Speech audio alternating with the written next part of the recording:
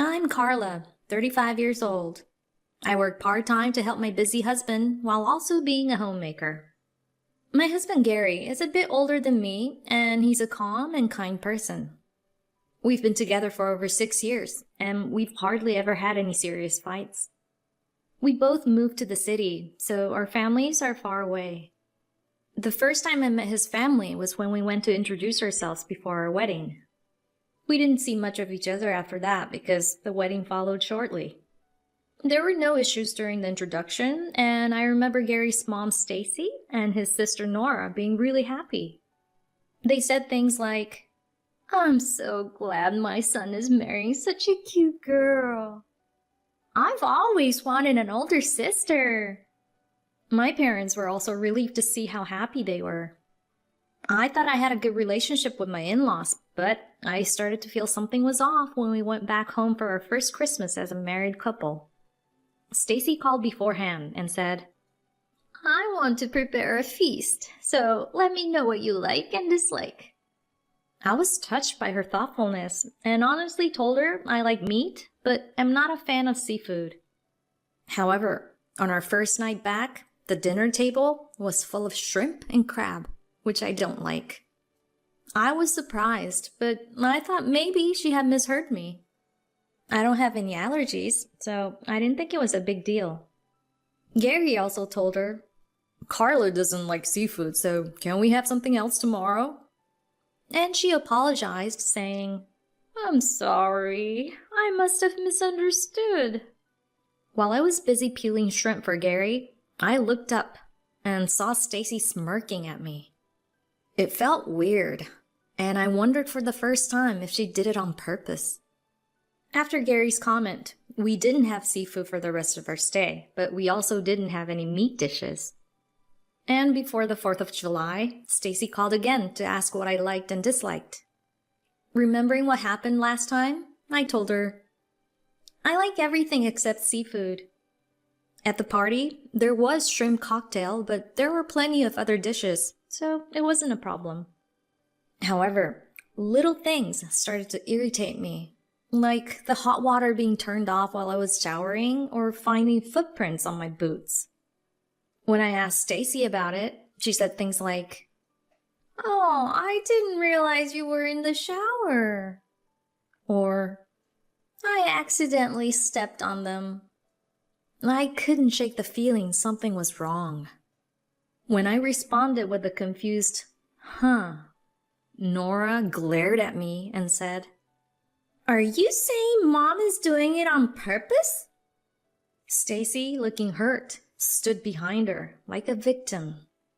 But then Gary's dad, Scott, who seemed oblivious, said, "Stacy, are you losing your mind?" Her expression turned furious. Even someone as dense as me could see it now.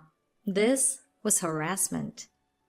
After our second family gathering, I was sure of it and didn't want to visit my in-laws anymore. I told Gary, "Your mom is being mean to me." "She is? Maybe she's losing her mind?" He was just as clueless as ever and thought maybe she was just confused. His comment reminded me of what Scott had said last year. So I came up with a plan to make Gary understand. "I'll call your mom now and you remember what I say, okay?" I told him, then called Stacy on speakerphone. "Hi, Stacy. I've been feeling nauseous when I eat beef lately. Could you prepare something else for Christmas this year?" "Okie doke," she replied. Gary looked puzzled. "But you ate beef ribs last night," he said. "Yeah, what I just told your mom was a lie," I said to him. "Just remember this conversation until Christmas." When Christmas came, the table was filled with beef dishes.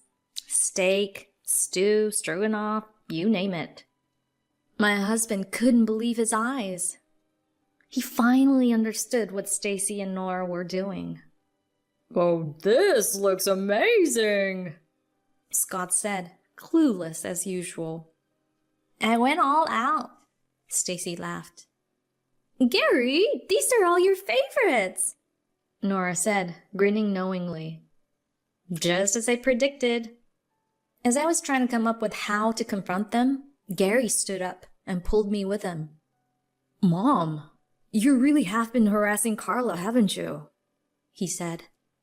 Stacy and Nora panicked. What are you talking about? I don't harass Carla. Yeah, Mom's right. She cooked all those dishes for her. Well, guess what? I was there when she told you on the phone she couldn't eat beef, but look at this spread. You did it on purpose. Their faces turned pale. Let's go, Carla. Wait a minute. Then Gary's dad said, Stacy, Nora, tell me what you've been doing to Carla. Usually cheerful and composed, he now glared at them with a stormy expression. Amidst the shouting and crying of Stacy and Nora, we left the house. On the way home, Gary kept apologizing. We decided not to visit his family for a while. I knew that to Gary, his mother was kind and his sister was sweet, so considering his shock, I felt bad. Scott later wrote us a letter saying we didn't have to see them until they sincerely apologized. He even included a gift card saying, Please buy something you really like with this and enjoy. Life without visiting the in-laws was peaceful until we got news that Scott had collapsed. Gary was unsure about visiting, but I encouraged him saying, Your dad is more important than my feelings. And we headed to the hospital together. We saw Stacy and Nora for the first time in a year and went straight to Scott's hospital room. He wasn't in any immediate danger, but the extent of his recovery would depend on his rehab. Seeing Gary's sad and worried face reminded me of how he stayed away from his family to protect me. Seeing Scott, my husband and I felt a bit relieved. There's a great restaurant with delicious German sausages near the hospital. Carla, you like meat, right? Stacy asked, looking at us cautiously. I was surprised she remembered what I liked. We haven't had much appetite since Dad got sick. We need to eat well and stay strong, Nora added, acting all sweet again. Since it was a public place, we decided to go along with her suggestion and eat out. And the German sausages were really delicious. Under different circumstances, I would have eaten them with a big smile on my face. Is it good? Order more if you want. Nora was also in a good mood, saying, I'm so happy to eat with you guys. The atmosphere was surprisingly pleasant, which made me uneasy. As we left the restaurant and headed to the station, we ran into one of Gary's old classmates. They were having a get-together, a mini reunion, and invited him. He looked like he wanted to go. Oh, sweetie, you haven't seen them in a while. You should go. You can stay at our place tonight, if Carla is okay with it, that is. Stacy and Nora glanced at me, waiting for my response. I couldn't refuse. He had stayed away from his hometown and friends because of me. Go ahead, Gary. Go have fun, I told him. He was surprised, but happy. Stacy and Nora seemed to have genuinely changed. I let my guard down, thinking we could handle one night. But people don't change that easily, as I would soon find out in the most unpleasant way. Gary left for the reunion, and we returned to the house. Carla, let's have dinner, Stacy called. I was relieved to see nothing unusual on the table. Oh, I forgot I got a cake for you two. It's in the freezer in the garage. Could you bring it in so that it could thaw out as we have dinner? She asked. I agreed, and I didn't feel like a servant. I opened the door to the garage and the freezer, and there was indeed a cake inside. And then I heard the door lock behind me. I had a bad feeling and tried to open the garage door, but it was locked. Didn't think we'd get a chance to pay you back so soon, I heard their nasty voices and saw two smirking faces pressed against the upper window of the door. The memories from a year ago came rushing back. They hadn't changed at all. "You tricked me," I said. "No, you tricked us and tried to keep our son to yourself. Did you enjoy it?" "I just showed Gary the truth." "That kind of attitude is no fun. Dragging him into a fight between women is unfair," Nora added. "Isn't it more unfair to gang up on me?" I shot back. "You're so annoying. Apologize for what happened last year, and maybe we'll let you in," Stacy said, looking down on me. "Why should I apologize? I did nothing wrong." "Because you threw a tantrum and Gary couldn't see his dad," Nora accused. "Well," I hesitated, feeling guilty for keeping him away from his family. She wasn't wrong about that. "We won't let a dirty woman like you in the house. Sleep in the garage tonight. No dinner. If you want in, apologize, follow my rules, and make sure Gary knows that it was all misunderstanding. Got it?" Stacy said, then left. I stared at the locked door, shocked. Was it my fault? Should I have endured more so Gary could see his dad? I could hear happy voices from the house. No, Stacy and Nora's harassment was the problem. If they had been nicer, none of this would have happened. No matter how awful they were still my husband's family. I was willing to forgive them if they showed remorse, but I'd had enough. If they wanted to fight, I was ready. I pounded on the door over and over again. "Stacy! Nora! Let me in!" Of course, they ignored me. But the neighbor heard the noise and opened her door. She looked at me concerned. "Sorry to bother you.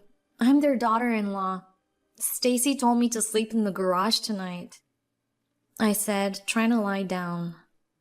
The woman rushed over and helped me up, listening to my story. Turns out, she was Gary's childhood friend's mom and close to Stacy. At first, she was shocked by Stacy and Nora's harassment, but seeing me without my wallet or phone, drenched in sweat on that muggy night, she believed me. She suggested we confront Stacy together, but I was scared of their retaliation without Gary there. I asked her to take me to the bar where he was. Luckily, her son was also at the reunion, so she agreed to take me there. Seeing me sweaty and dirty, Gary was shocked. "Oh, Carla, I'm sorry you had to go through that. If I hadn't come to the party, this wouldn't have happened," he said. "It's not your fault. I told you to go." The real culprits were Stacy and Nora. There were 6 of Gary's classmates at the reunion, and I felt embarrassed showing up in such a mess. But his friends were angry for me and supportive. They ordered me food and drinks, which revived me. I was about to stand up and leave the place with Gary to confront them when one of his female friends made a suggestion. The plan was for me to stay at her house while he went back to his parents' house as if nothing had happened. Then he would ask them, "Where's Carla?" and see how they would react. It would show their level of remorse and help gather evidence, so we decided to go with the plan.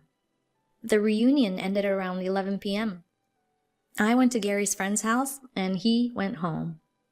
The next morning, I returned to find Gary standing outside with a tired-looking Stacy and Nora. They looked relieved for a moment, but then rushed at me, furious. "How dare you stay out all night?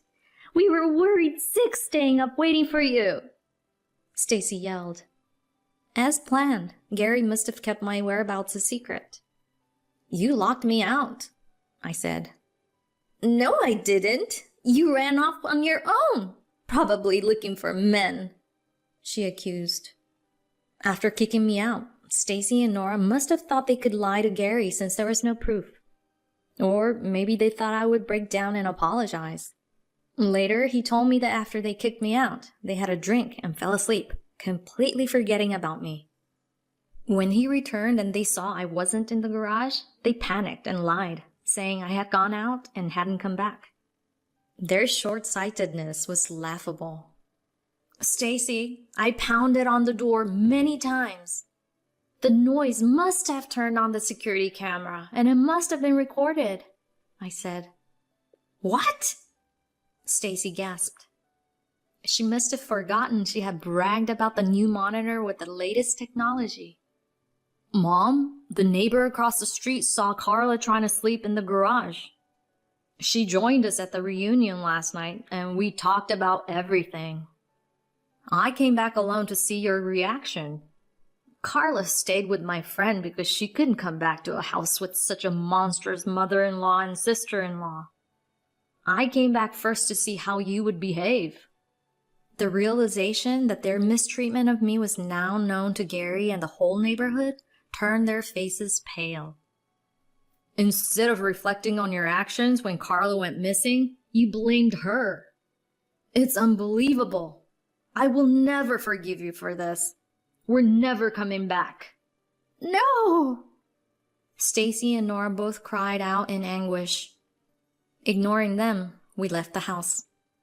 After that, we never returned as promised. The only concern I had was about Scott, but when he was transferred to a rehab hospital, we arranged for him to be in our area. He was so disappointed in Stacy and Nora that he didn't want to see them for a while. Helping him with his rehab made Gary happy, and his previously dark expression lightened up. I also enjoyed spending time with Scott, who was kind and humorous. Meanwhile, the in-laws' house became infamous in the neighborhood for their harassment. Gary's friend's mother and his friends told everyone the details of what happened to me.